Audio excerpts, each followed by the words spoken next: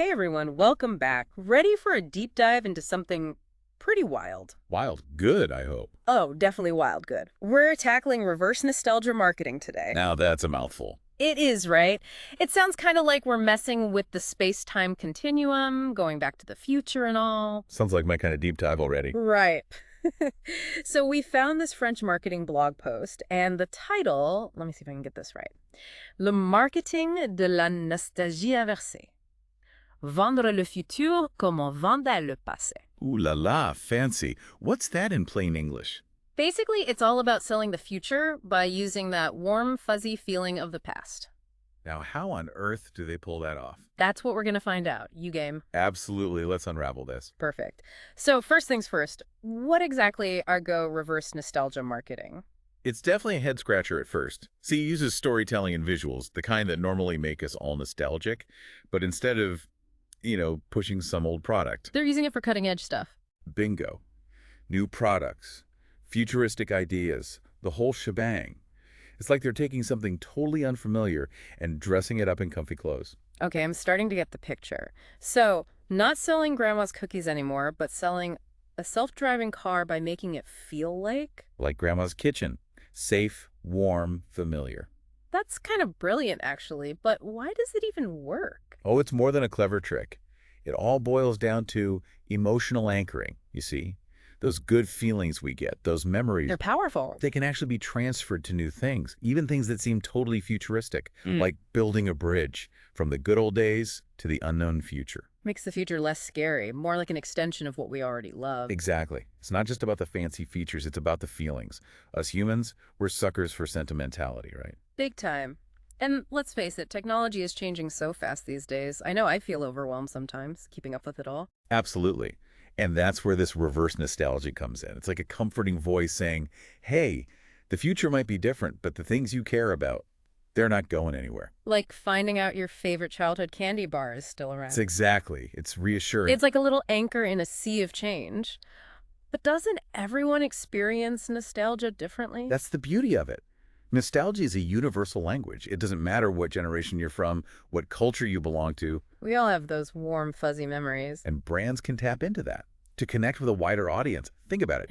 We're drowning in messages about the future, all this new tech, right? Most of it just blurs together. Yeah. But reverse nostalgia, it stands out. Like a vintage poster in a sea of boring ads. You got it. It's refreshing. It's clever. But pulling it off, now that's the tricky part. So how do they do it? What's the secret sauce? Storytelling. That's the key ingredient. You need a story that captures people's hearts and minds. A story that blends the future with the familiar.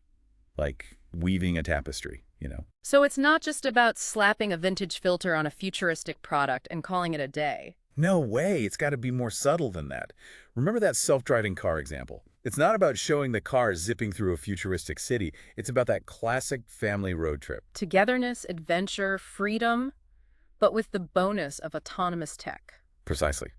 They're saying this new tech, it's not replacing your memories, it's adding to them. Pretty slick. What else is crucial? Visuals. You need to balance those retro vibes with futuristic forms, evoking familiarity but showcasing the cutting edge. Like a high-tech gadget disguised as a vintage radio. Exactly. That old school charm but with modern tech inside. But here's the thing. To truly make it sing, you got to engage all the senses. Imagine retro sounds in a presentation about cutting-edge tech. Or a futuristic product with a familiar texture. You get it. A multi-sensory experience that transports people. But here's the clincher. You got to personalize it. Nostalgia is intensely personal, right? So you can't just throw any old nostalgic reference out there. Nope, you got to tailor it. Figure out what resonates with your audience. Think about it. What kind of nostalgia gets you? The crackle of a vinyl, the smell of old books. Those are your triggers. I get that. So we've got the theory down. But how are brands actually using reverse nostalgia? Let's see some real-world examples. Let's jump right in. One that stands out is the New York Times Tomorrow's News campaign. Imagine this. They took futuristic headlines, right, about all these crazy advancements. And presented them like an old-fashioned newspaper. You got it. A powerful juxtaposition. But there's a deeper layer to it. They tapped into that deep-rooted trust we have in newspapers. The feeling that if it's printed, it must be true. Like if it's in the New York Times, it has to be legit. Exactly. Imagine holding that paper, the feel of it, the familiar layout. But the words, They're painting a picture of a future that seems impossible. Makes you stop and think. It makes you believe it almost. They leverage that trust to make even the wildest predictions feel credible. Like your favorite history professor suddenly teaching you about time travel? Spot on. And speaking of impossible futures, another example that blew me away was SpaceX's Mars colonization campaign. Remember those vintage travel posters? Oh, yeah, the ones promising exotic destinations and those luxurious flights. Well, they took that aesthetic and applied it to Mars, Like, pack your bags, folks, we're going to Mars. but in that classic romantic style. Exactly, making interplanetary travel something that seems so out there. Feel attainable, like a trip to a national park, just a bit further.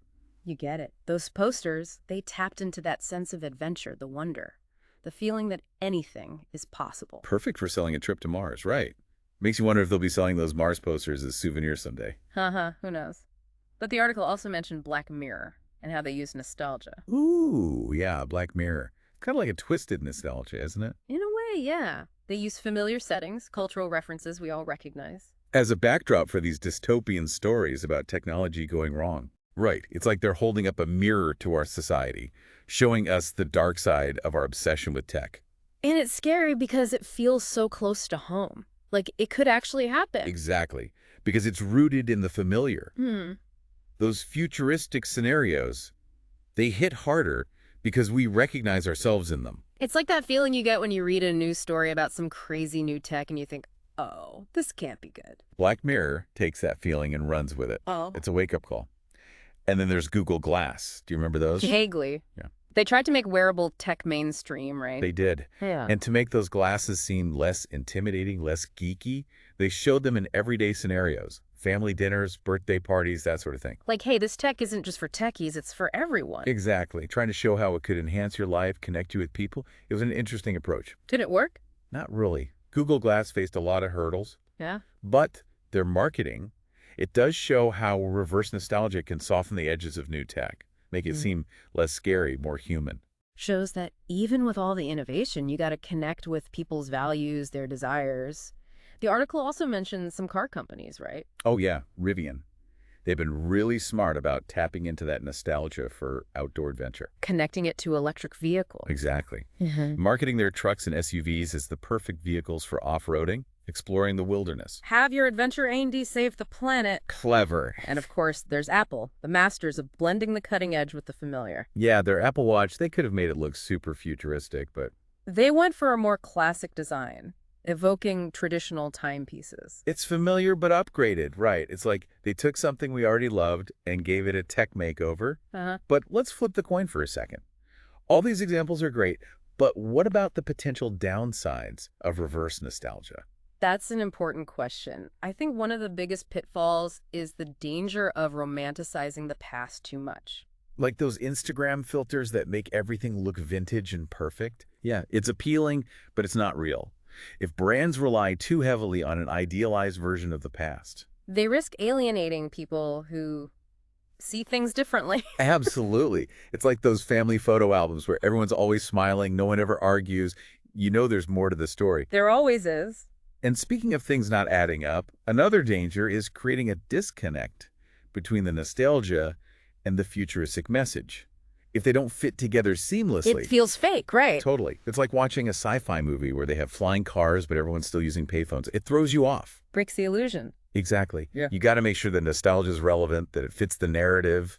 It can't just be a random grab bag of retro references. It's got to feel authentic, connected to the message. So it's not just about sprinkling in some vintage visuals or old music. It's about crafting a story that bridges the past and the future in a way that feels real. Couldn't said it better myself. And there's one more thing we need to be careful of. Cultural appropriation. Nostalgia, it's often tied to specific cultural experiences, right? So you got to be respectful. Exactly. It's like borrowing someone's family heirloom and using it to promote your product. Not cool. Definitely not. You got to approach it with sensitivity. Make sure you're not exploiting someone's culture for profit. It sounds like there's a fine line between using nostalgia effectively and exploiting it. There is. And that's where the ethics of it all come in. Let's dive into that. We've covered the psychology, the examples, the pitfalls. Now let's talk ethics. I'm ready for another curveball. Buckle up, cause ethics in marketing is a whole other roller coaster. I bet. So, where do we even begin with this ethical tightrope walk when it comes to reverse nostalgia? Authenticity, my friend. That's the key word. Brands need to ask themselves, are we genuinely trying to connect with our audience, or is this just a quick cash grab? Because people can sniff out a fake from a mile away. Exactly. If your heart's not in it, people will see right through you. Like those brands that jump on every trend, doesn't matter if it fits their image or not. It's so obvious when they're just trying too hard. And it backfires big time. To use nostalgia right, ethically, you got to be real. Your intentions have got to be pure. And those nostalgic bits you're using, they got to actually relate to your brand, your message. Makes sense. Totally. So, more than just dusting off an old logo or using a jingle from the good old days. Way more. It's about forging a connection, a shared experience. One way to do this right is by focusing on the positive. Not just glorifying the past, but using it to celebrate progress, diversity, inclusion, all that good stuff. Like, hey, look how far we've come. But acknowledging there's still work to do. Spot on. It's about showing how our values have changed, but still respecting the traditions, the experiences that made us who we are. And of course, got to be super careful about cultural appropriation. We talked about how nostalgia is tied to specific cultures. Yeah, using those references respectfully is key. It's like imagine using someone else's family photos in your ad campaign. Not cool. Major cringe. You got to treat those cultural touchstones with care. Get permission if you need to. Ethical nostalgia marketing, it boils down to this real connection built on trust, respect, shared values. So it's not just about warm fuzzies. It's about using nostalgia to make a positive impact, connecting the past and future in a way that feels, I don't know, meaningful. You nailed it. But now I'm curious, what's NXT for all this reverse nostalgia stuff? Is it a fad or is it here to stay? That's a good question. What do you think? I think it's here to stay, but it'll definitely evolve. As technology changes, imagine brands using virtual reality to create immersive nostalgia experiences. Whoa, like stepping into a time machine. Exactly. Or even personalized nostalgia tailored to each person's memories.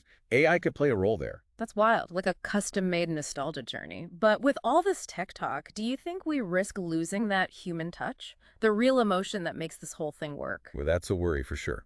Brands got to remember, nostalgia is a human thing, right? It's about connection, belonging, longing for simpler times. Lose that, and it all falls apart. Like those automated customer service things, they try to sound human, but they just make you want to scream. Right. You know it's a machine, and it just feels wrong. The magic happens when you blend the tech with a human touch. Use tech to boost the experience, not replace it. Makes sense. So wrapping up this deep dive, I'm feeling a mix of excitement and caution. This reverse nostalgia thing, it's powerful stuff. Can be used for good or for bad. Absolutely. It's up to brands to use it wisely, ethically. And for everyone listening, keep exploring this. Think about how nostalgia shapes your own world. Because understanding its power, that's how we build a future that's both innovative and grounded in the things that matter. Great stuff. Well, that's a wrap for us today. Until next time, happy nostalgiaing. Keep diving deep, everyone.